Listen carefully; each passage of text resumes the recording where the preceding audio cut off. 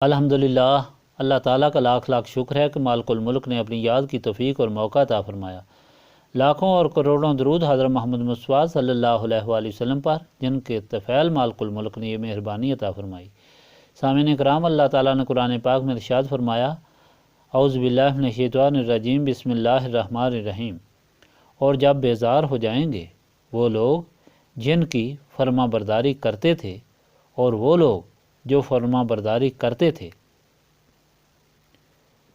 وہ عذاب کو دیکھ لیں گے اور تمام اسباب اور ذرائع منقطع ہو جائیں گے، تو اس وقت وہ لوگ جو فرما برداری کرتے تھے وہ یہ خواہش کریں گے کہ کاش ہم دنیا میں ایک بار پھر جائیں، اور جس طرح آج یہ لوگ ہم سے بیزار ہوئے ہیں اس طرح ہم بھی ان سے بیزار ہوں اور لا تعلق رکھیں۔ اس طرح اللہ تعالیٰ ان کے اعمال کو حسرت بنا کر ان کے سامنے پیش کرے گا اور وہ عذاب سے نہیں نکل سکیں گے۔ اس سے پہلے آپ کے سامنے یہ بیان کیا تھا کہ تبلیغ اور ہدایت کے بعد دو جماعتیں بن گئیں۔ ایک وہ جماعت جنہوں نے اللہ تعالیٰ کے سوا اور معبود بنا لیے اور ان سے اس طرح محبت شروع کر دی جس طرح اللہ تعالیٰ سے کرنی چاہیے، یعنی اللہ تعالیٰ کے احکام ہی بھول گئے، یہ بات ہی بھول گئے کہ وہ اللہ تعالیٰ نے کیا حکم دیا ہے، اور یہ بات ہی بھول گئے کہ خدا کے سوا کوئی معبود نہیں، یہ بات بھول گئے کہ تخلیق کائنات کس لیے ہے، یہ انبیاء کس لیے آئے، اور انبیاء کے غلام آئے تو کس لیے، یہ ساری کائنات کس لیے بنائی گئی، اس ساری حقیقت کو بھول گئے۔ اگر وہ حقائق کو یاد رکھتے تو انہیں یہ معلوم ہوتا کہ بنانے والا تو صرف وحدہ لا شریک ہے، اور یہ ہدایت کا سامان اس نے پیدا فرمایا ہے، یہ ساری کائنات اس نے تخلیق کی ہے، اور یہ سب کچھ انسان کی ضرورت کی چیز ہے۔ انسان کی پیدائش کا مقصد صرف یہ ہے کہ وہ اللہ تعالیٰ کی عبادت کرے، اور چونکہ وہ رحمان و رحیم ہے، وہ ایسا رحمان ہے اور اتنا رحم کرنے والا ہے کہ اس کی کوئی مثال ہی نہیں، نہ ماں باپ، نہ اولاد، نہ دوست، نہ کوئی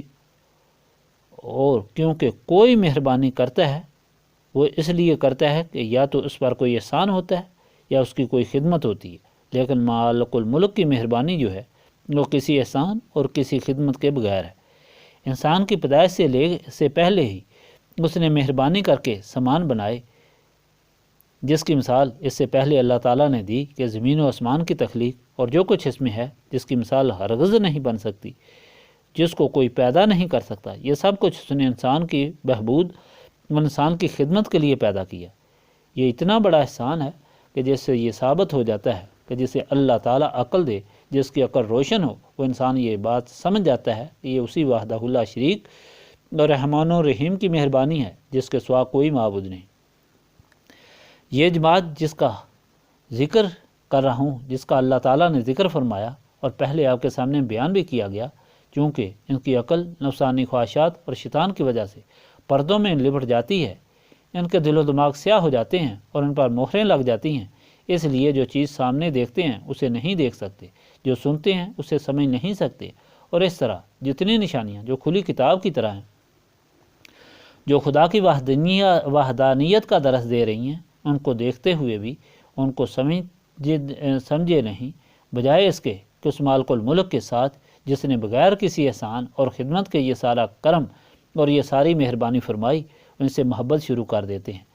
جو خود محبت کے محتاج ہوتے ہیں۔ لیکن ایک دوسری جماعت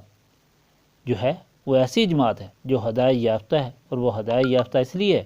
کہ اللہ تعالیٰ نے ان کے عقل پر موجود پردے ہٹا دیے ہیں، ان کی سیاہی کو دور کر دیا ہے، ان کے دل و دماغ کو وہ روشن کر دیا ہے، اور اس روشنی کا ذریعہ نسبت رسولی صلی اللہ علیہ وآلہ وسلم کو بنایا ہے، کیونکہ نسبت رسولی صلی اللہ علیہ وآلہ وسلم جنہوں نے حاصل کی،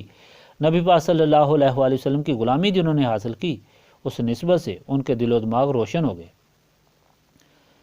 اس نسبت کی بنا پر ان کو کائنات کا ذرہ ذرہ یہ درس دیتا دکھائی دیا اور یہ ثبوت پیش کرتا دکھائی دیا کہ یہ سب احسان، یہ سب فضل اس مالک الملک کا ہے جو وحدہ لا شریک ہے، جس کے سوا نہ کوئی کائنات بنا سکتا ہے اور نہ کوئی ایک ذرہ پیدا کر سکتا ہے۔ اس کی تخلیق یا عجائبات کو دیکھ کر یہ سب بات سمجھ آتی ہے۔ حضرت عمر کے سامنے ایک آدمی گیا تو اس نے کہا کہ میں نے عجیب تماشا دیکھا کہ ایک گز کپڑے کا ٹکڑا ہوتا ہے جس پر شطرنج کھیلی جاتی ہے، لیکن ہر بار جو چال ہے وہ مختلف ہوتی ہے۔ تو حضرت عمر نے فرمایا کہ تم نے تعجب کی یہ بات نہیں دیکھی کہ انسان کا چہرہ صرف ایک بالش ہوتا ہے اور اس پر سب کی ایک ہی طرح کی آنکھیں، ناک اور کان ہوتے ہیں، لیکن کائنات میں جتنی مخلوق ہے وہ ایک دوسرے سے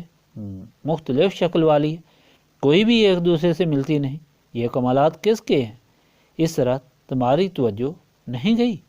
حضرت علی ایک دفعہ اللہ تعالیٰ کی مہربانیوں اور قدرت کا درس دے رہے تھے کہ آپ نے فرمایا کہ لوگو تم کیوں نہیں سمجھتے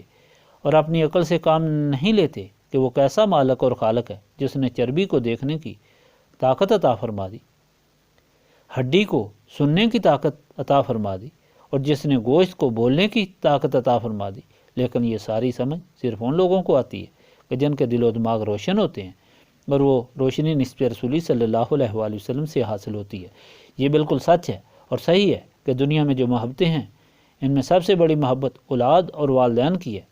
وہ والدین جو اپنی اولاد کے لیے ہر قربانی دیتے ہیں، دن رات تگ و دو کرتے ہیں، اپنے منہ سے نوالا نکال کر اولاد کو کھلاتے ہیں اور اولاد کے آرام کے لیے ہر تکلیف برداشت کرتے ہیں اور خوشی سے کرتے ہیں، وہ محبت کے ضرور حقدار ہیں۔ دیکھنے والی بات یہ ہے کہ والدین میں یہ محبت کس نے رکھی؟ یہ محبت اس رب العالمین نے رکھی کہ جس نے ربوبیت کا ادنا ترین درجہ والدین میں رکھا ہے، جس کے طفیل والدین اولاد پر قربان ہو جاتے ہیں۔ اگر محبت کا یہ ادنا ترین درجہ ربوبیت والدین میں نہ ہوتا تو والدین اولاد کے منہ سے نوالا چھین کر کھائیں اور اولاد کو وبال جان سمجھ کر پہلے قدم پر ہی ٹھکرا کر پھینک دیں۔ سمجھنے والے یہ سمجھتے ہیں کہ اگر والدین کا سایہ ہے، اگر اولاد سے والدین کی ٹھنڈک ہے تو یہ سب اس دینے والے کی مہربانی ہے جو سب سے بڑا رحمان اور رحیم ہے اور وحدہ لا شریک ہے۔ اس لیے ان سب باتوں سے بڑی محبت کا حقدار صرف وہی مالک الملک ہے اور اسی سے محبت کی سب سے زیادہ ضرورت ہے۔ جس طرح پہلے بیان کیا کہ ایسے لوگ جو نسبت رسولی صلی اللہ علیہ وآلہ وسلم سے محروم ہو جاتے ہیں اور نفسانی خواہشات کے تابع اور غلام بن جاتے ہیں، انہیں کچھ معلوم نہیں ہوتا کہ سچ کیا ہے اور حقیقت کیا ہے۔ وہ ہر چیز کو اپنی خواہش اور اپنے نفع پر تولتے ہیں اور ان کی سمجھ اتنی ناقص ہوتی ہے جو ہمیشہ انہیں نقصان کی طرف ہی لے جاتی ہے، اور وہ کبھی کامیاب نہیں ہوتے۔ انہوں نے اپنی خواہشات کے لیے اللہ تعالیٰ کے سوا دوسرے معبود بنا لیے کیونکہ ان کی عقل اور دماغ معاف ہو گئے۔ انہوں نے کیسے معبود بنا لیے؟ اپنے ہاتھوں سے بت بنائے، مٹی، تانبے اور پتھر کے بتوں کو اپنا معبود بنا لیا اور ان کو اپنی حاجتوں کا ملجا اور ماوا سمجھ لیا اور ان کے سامنے سر ٹیکنے شروع کر دیے۔ یہود اور نصارہ جنہیں کتابیں دی گئیں ان کی عقل بھی ٹھکانے نہ رہی۔ نسبت رسولی صلی اللہ علیہ وآلہ وسلم سے محرومی کی وجہ سے ان کی عقل بھی اتنی معاف ہو گئی کہ انہوں نے بھی مخلوق کو خالق بنانا شروع کر دیا۔ حضرت عزیر کو اللہ تعالیٰ کا بیٹا بنا دیا، حضرت عیسیٰ کو اللہ تعالیٰ کا بیٹا بنا دیا اور اس طرح مخلوق کو گمراہ کرنا شروع کر دیا۔ یہ حالت تھی مشرکین کی اور یہود و نصارہ کی جو مدینہ میں تھے، لیکن یہ حالت آج بھی موجود ہے، اور یہ حالت ان لوگوں کی ہے جو نسبت رسولی صلی اللہ علیہ وآلہ وسلم سے محروم ہیں۔ اپنی حاجت روائی، اپنی نفسانی خواہشات کی تکمیل کے لیے ان انسانوں کو اپنا رہنما بنانا شروع کر دیا اور ان کی رہنمائی میں چلنا شروع کر دیا جو خود گمراہ ہیں، جو اس قدر گمراہ ہیں کہ جنہوں نے اپنے آپ کو خدا بنا لیا ہے اور جنہوں نے مخلوق کو خدا کا راستہ بتانے کے بجائے ان کی ساری توجہ اپنی طرف مبذول کرا لی، اور انہوں نے سب سے بڑی عبادت جس کو نماز کہا جاتا ہے اس کے لیے یہ حکم دیا ہے کہ نماز بھی کوئی ضرورت نہیں، نماز کی بھی کوئی ضرورت نہیں۔ وہ نماز جس کے لیے اللہ تعالیٰ کے رسول نے یہ فرمایا ہے کہ نماز چھوڑنے والا کافر ہے، جو عملاً نماز سے انکار کر دے وہ کافر ہے، اور جو غلطی سے چھوڑ دے وہ بہت بڑا گنہگار ہے، انہوں نے اس نماز کو بھی چھوڑ دیا اور یہ درس دیا کہ نماز کی ضرورت ہی نہیں، ہر وقت ہی آدمی نماز میں، اور یہاں تک کہا کہ تم جو چاہو مرضی کرو، ہم تمہارے گناہوں کے ذمہ دار ہیں، ہم قیامت میں تمہاری سفارش کریں گے اور تم جو چاہو کرو، اور کہا کہ ہمارے باء و اجداد تو بہت بڑے بزرگ تھے یا ہم بہت بڑے بزرگ ہیں، ہمیں تو خداوند تعالیٰ پوچھے گا ہی نہیں۔ یہ گمراہ کرنے والے لوگ ہیں، اور جو لوگ ان کی فرمان برداری سے گمراہ ہو گئے وہ اللہ تعالیٰ سے بہت دور ہو گئے۔ وہ ایسی جماعتیں بن گئی جنہوں نے اللہ تعالیٰ کو چھوڑ دیا، جو اللہ تعالیٰ سے محبت کرنی تھی وہ ان لوگوں سے کرنا شروع کر دی، جو اللہ تعالیٰ سے دور لے گئے، جنہوں نے انہیں اللہ تعالیٰ کی عبادت سے غافل اور منکر کر دیا اور انہیں نفسانی خواہشات سے چھڑانے کی بجائے اور زیادہ نفسانی خواہشات میں غرق کر دیا۔ یہ وہ لوگ ہو گئے جن کی فرما برداری انہوں نے اختیار کی اور وہ فرما برداری دینے والے تھے۔ یہ دو طبقے بن گئے، ایک طبقہ متبوعین کا، ایک طبقہ متابعین کا، ایک تیسرا طبقہ بھی ایسا بن گیا جس نے شیطان کے ورگلانے پر لوگوں کو گمراہ کرنا شروع کر دیا۔ دیکھو اللہ تعالیٰ نے یہ فرمایا کہ کسی سے محبت کی ضرورت ہی نہیں، کسی کی فرما برداری کی ضرورت ہی نہیں، کسی کی فرما برداری کرنا تو کفر ہے، اور وہ یہ بھول گئے کہ اللہ تعالیٰ نے یہ فرمایا، کیا نبی صلی اللہ علیہ وآلہ وسلم ان لوگوں کو بتا دیں کہ اگر تم اللہ تعالیٰ سے محبت کرنا چاہتے ہو تو میری فرما برداری کرو، اللہ تعالیٰ تم سے محبت کرے گا اور تمہارے گناہ بخش دے گا، اور وہ بخشنے والا اور نہایت مہربان ہے۔ یہاں تو فرما برداری کا درس دیا گیا اور فرما برداری کو فرض قرار دیا جا رہا ہے، جو نجات کا ذریعہ اور گناہوں کی معافی کا ذریعہ بن گئی، جو فرض تھی اس سے ان کو محروم کر دیا گیا۔ یہی وہ لوگ ہیں جو لوگوں کو گمراہ کرتے ہیں، اور لوگ ان کی رہنمائی میں چل کر خود گمراہ ہو جاتے ہیں۔ ان کی اس کیفیت کا ذکر اللہ تعالیٰ نے اس آیت پاک میں فرمایا ہے، جب کے سامنے بیان کی ہے کہ جب قیامت کا دن ہوگا، جب حق اور سچ کی حقیقت کھلے گی تو اس وقت معلوم ہوگا کہ کیا سچ ہے اور کیا جھوٹ ہے۔ اس وقت ان لوگوں کی حقیقت جن کو دنیا میں لوگ اللہ تعالیٰ کو چھوڑ کر اختیار کرتے تھے واضح ہو جائے گی، اور یہ عذاب کو دیکھ کر چھپتے پھریں گے، اور عذاب کے فرشتے ان کو گرفتار کریں گے۔ اور جن لوگوں کو انہوں نے گمراہ کیا تھا کہ تم عبادت ہی نہ کرو، خدا کو یاد ہی نہ کرو، ہم تمہاری عبادت کے ذمہ دار ہیں، وہ لوگ ان کو پکڑیں گے، یہ ان سے بیزاری کا اعلان کریں گے۔ تو وہ لوگ جنہوں نے دنیا میں خدا کو چھوڑ کر ان لوگوں کو، خواہ وہ پیر یا رہنما تھے یا بت تھے، کوئی بھی تھے، وہ پھر ان سے بیزار ہو کر، پریشان اور مایوس ہو کر خدا کے سامنے عرض کریں گے کہ باری تعالیٰ ہمیں دنیا میں دوبارہ بھیج، تاکہ ایسے لوگوں کو جو ہم کو تجھ سے دور کرتے تھے ہم ان سے نفرت کریں اور ان سے الگ زندگی گزاریں اور تیری غلامی میں زندگی گزاریں۔ تو اللہ تعالیٰ فرماتا ہے کہ نہیں، اب دنیا میں تو پھر جانا نہیں، یہ سب ان کے لیے حسرت کا مقام ہوگا، اور یہ حسرت لے کر وہ جہنم میں جائیں گے، اور اس عذاب میں وہ گرفتار رہیں گے اور اسی میں ہمیشہ رہیں گے۔ سامعین کرام، انسان بڑی مشکل میں ہے۔ دیکھو اس ظلمت کدائے عالم میں کس طرح شیطان کتنی چلاکیوں سے اور کتنی حکمتوں سے انسان کو گمراہ کرتا ہے، اور قدم قدم پر اسے گمراہ کر کے کرنے کی کوشش کرتا ہے۔ اس طرح قدم قدم پر نفس انسان کو پریشان کرتا ہے اور اس دنیا کی زبائش اور آرائش میں مستغرق کرتا ہے کہ ہر مقام پر انسان کے پھسلنے کا اندیشہ ہوتا ہے، اور پھر شیطان اور نفس کے پیروکار جو ہیں وہ بھی انسان کے لیے ہر طرح سے پریشانی کے سامان پیدا کرتے ہیں۔ اس طرح اس پریشانی کے عالم میں، اس ظلمت قدہ میں انسان اس طرح گھرتا چلا جاتا ہے کہ اس کے لیے اسے نکلنا بڑا مشکل ہو جاتا ہے، صراط مستقیم کا پتہ چلانا بڑا مشکل ہو جاتا ہے، اور صراط مستقیم پر قائم رہنا بھی بڑا مشکل ہو جاتا ہے۔ لیکن مالک الملک جو رب العالمین ہے، جس نے انسان کی ہر ضرورت کو پورا فرمایا ہے، اس نے اس مشکل کا حل بھی فرمایا ہے۔ وہ حل نبی پاک صلی اللہ علیہ وآلہ وسلم کی ذات پاک کی صورت میں پیدا فرمایا، اور یہ فرما دیا کہ نبی پاک صلی اللہ علیہ وآلہ وسلم کی ذات جہاں تم کو میری طرف بلاتی ہے وہاں تمہارے دل و دماغ کو روشن بھی کرتی ہے، اور تمہیں یہ عقل اور سمجھ بھی عطا فرماتی ہے کہ تمہیں معلوم ہو جائے کہ کون سا راستہ صحیح ہے اور کون سا راستہ شیطان کا ہے، کون سا راستہ نفس پرستوں کا ہے اور کون سا راستہ تباہی کا ہے، کون سا راستہ اچھائی کا ہے، کون سا راستہ نجات کا ہے، کون سا راستہ خدا کی طرف لے جانے کا ہے۔ اور یہ جو روشنی ہے جو تمہیں گمراہی کے اندھیرے سے نکالے گی، یہ تمہیں میرے حبیب صلی اللہ علیہ وآلہ وسلم اور میرے رسول صلی اللہ علیہ وآلہ وسلم سے حاصل ہوگی، جسے میں نے روشن کرنے والا چراغ بنا کر، سراج منیر بنا کر بھیجا ہے۔ معلوم یہ ہوا کہ انسان اس دنیا میں شیطان و نفس کے پیروکاروں سے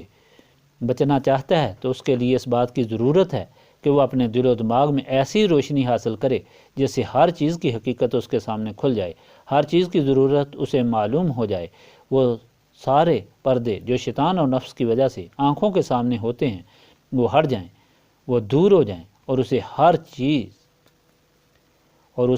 چیز کی حقیقت معلوم ہو جائے۔ آخرت کی حقیقت، اللہ تعالیٰ اور رسول صلی اللہ علیہ وآلہ وسلم کی محبت، اللہ تعالیٰ اور اس کے رسول صلی اللہ علیہ وآلہ وسلم کی غلامی کی قدر و قیمت، نجات کا ذریعہ اور صراط مستقیم اس کے سامنے ہوتا ہے کہ وہ ان تمام مصیبتوں سے بچ کر صراط مستقیم پر چلے، اور پھر اسے وہ طاقت حاصل ہو کہ وہ صراط مستقیم پر قائم رہے اور کوئی اسے اس راستے سے بھٹکا یا گمراہ نہ کر سکے۔ یہ طاقت اور یہ روشنی صرف نسب رسولی صلی اللہ علیہ وآلہ وسلم سے حاصل ہوتی ہے، اور یہ اللہ تعالیٰ کا فیصلہ ہے کہ جو لوگ نسبت رسولی صلی اللہ علیہ وآلہ وسلم حاصل کرتے ہیں، یعنی نبی پاک صلی اللہ علیہ وآلہ وسلم سے تعلق قائم کر لیتے ہیں، ایسا تعلق قائم کر لیتے ہیں جس طرح بلب کا تعلق پاور ہاؤس سے ہوتا ہے، تو ان کے دل و دماغ اس طرح روشن ہو جاتے ہیں جس طرح بلب روشن ہو جاتا ہے کہ ہر طرف سے اندھیرا دور ہو جاتا ہے، خود بھی روشن ہوتا ہے اور ماحول کو بھی روشن کر دیتا ہے۔ اسی طرح نسبت رسولی صلی اللہ علیہ وآلہ وسلم حاصل کرنے والوں کے دل و دماغ روشن ہو جاتے ہیں، انہیں دنیا سے نفرت اور اللہ تعالیٰ سے محبت ہو جاتی ہے، انہیں صراط مستقیم سامنے دکھائی دیتا ہے اور صراط مستقیم پر چلنے کی انہیں طاقت حاصل ہو جاتی ہے، انہیں اللہ تعالیٰ کے راستے سے محبت اور شیطان کے راستے سے نفرت ہو جاتی ہے، اور اس طرح وہ اس دنیا کا سفر سلامتی ایمان سے طے کر کے دونوں جہانوں میں سرخرو اور سرفراز ہوتے ہیں۔ لیکن یاد رکھو، نسبت رسولی صلی اللہ علیہ وآلہ وسلم صرف ان لوگوں کو ہی حاصل ہوتی ہے جو اپنے سینوں کو صاف اور پاک کرتے ہیں، کیونکہ یہ بہت عظیم دولت ہے، اور سینے ہر لمحہ شیطان اور نفس کی وجہ سے آلودگی اور سیاہی کی لپیٹ میں آتے رہتے ہیں۔ اس لیے ہر وقت اللہ تعالیٰ کی یاد کرنے کا حکم ہوا ہے۔ اللہ تعالیٰ نے فرمایا کہ تم اتنی کثرت سے اللہ تعالیٰ کا ذکر کیا کرو کہ تم نجات حاصل کرو۔ کس سے تم نجات حاصل کرو؟ اسی سیاہی، اسی آلودگی، اسی ظلمت کے پردوں سے جو گمراہی کی طرف لے جاتے ہیں، جو دونوں جہانوں میں رسوا اور ذلیل کرتے ہیں۔ تو یاد الہی سینوں کی صفائی کا ایک ذریعہ ہے۔ سینے صاف ہو جائیں تو یہ سینے نسبت رسولی صلی اللہ علیہ وآلہ وسلم کے مسکن بن جاتے ہیں۔ اس لیے یہ محفل قائم کی جاتی ہے کہ وہ سارے لوگ جو شیطان اور نفس کی گرفت میں آ کر دنیا کے ہی طالب رہتے ہیں اور یہاں دنیا ہی مانگتے ہیں، انہیں یہ معلوم ہو جائے کہ جو اللہ تعالیٰ کا ہو جائے، دنیا بھی اس کی ہو جاتی ہے اور آخرت بھی اس کی ہو جاتی ہے، اور وہ سارے یہاں بیٹھ کر اس کثرت سے یاد الہی کریں کہ ان کے سینے صاف ہو جائیں اور وہ یہاں سے یہ قیمتی دولت لے کر جائیں، بجائے چھوٹے چھوٹے معاملات حل کرنے کے ایسی دولت لے جائیں جو ان کی ساری بیماریوں کے لیے شفا ہو، جو ان کی ساری مشکلات کا حل ہو، جو ان کی نجات کا ذریعہ ہو، اور جو دونوں جہانوں میں انہیں سرخرو اور سرفراز کریں۔ یہی اس محفل کی غرض و غایت ہے۔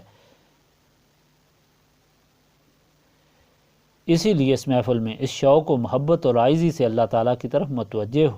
ہونا چاہیے۔ اللہم صلی علی سیدنا محمد وعلی آلہ وصحبہ صلاۃ تکون لنا امان من کل خوف، لا الہ الا انت سبحانک انی کنت من الظالمین،